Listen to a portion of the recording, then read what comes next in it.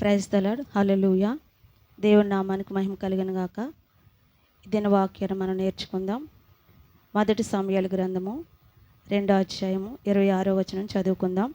బాలుడగు సమూయేలు ఇకను ఎదుగుచు యెహోవా దయందును మనుషుల దయందును వర్ధిల్లుచుండెను. దయ అంటే అర్థం ఏమిటి? ఎలాంటి ప్రతిఫలము ఆశించకుండా దేవుడు మనకి ఇచ్చే ఆయుష్, ఆరోగ్యం మరియు రక్షణ. మన సొంత కష్టంతో పొందుకోలేనిది, వాటిని కూడా దేవుడు తన దయ వలన మనకు అనుగ్రహించెను. దేవుని దయ అనేది మనం కష్టపడి సంపాదించుకునేది మాత్రము కాదు. దేవుడు మనల్ని ప్రేమించి మన పాపములను క్షమించి దేనిని ఆశించకుండా ఆయన ఉచితంగా అనుగ్రహించేదే దేవుని యొక్క దయ. ఇప్పుడు పాస్టర్ డేవిడ్ రాజు గారు ఒక పాట పాడి దేవుని నామాన్ని మహిమపరచుకుంటారు.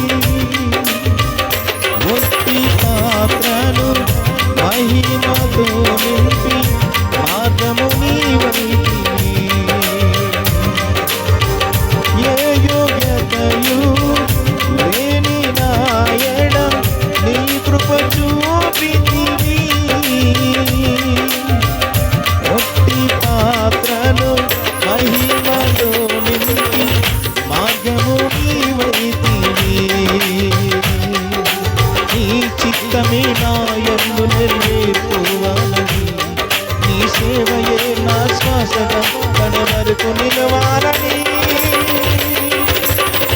నామది నిన్ను ఆశతో నీ పాడిగా స్తుతి గీతము. నీవే నా తోడుగా, నీవే నా నీడగా, ఆత్మతో నింపుమా, శక్తి నా ముసుగుమా, నా చేయి పట్టి నన్ను నీతో నడుపుము దేవా.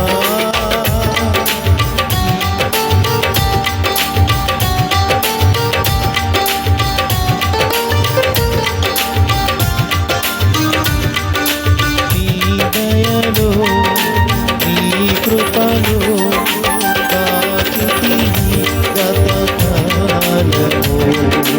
నీ దయలో నీ నీడలో దాచుమయా జీవితాంతము. నీ ఆత్మతో నన్ను నింపుమా, నీ సేవలో ఫలింపగా దేవా. దేవా నీ దయలో నీ కృపలో దాచితివి గతకాలము. నీ దయలో నీ నీడలో దాచుమయా జీవితాంతము.